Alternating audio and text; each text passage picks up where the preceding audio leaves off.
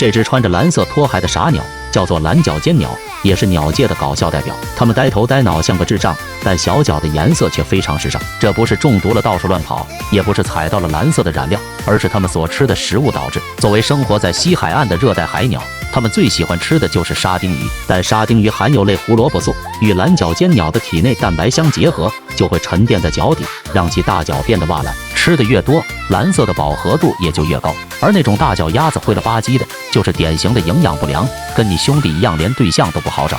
因为雌性主要是看它们大脚的颜色，品相不好的看一眼就撤。即使你像追着燕子一样百般讨好，它也会毫不犹豫地拽着老王就跑。虽然平时像个没头脑，但捕鱼的场面却不得了。它们会以每秒100公里的速度扎进水里，能将水下1米的鱼儿直接炸晕。当然，如果一下炸到了海龟身上，那就是另外一个故事了。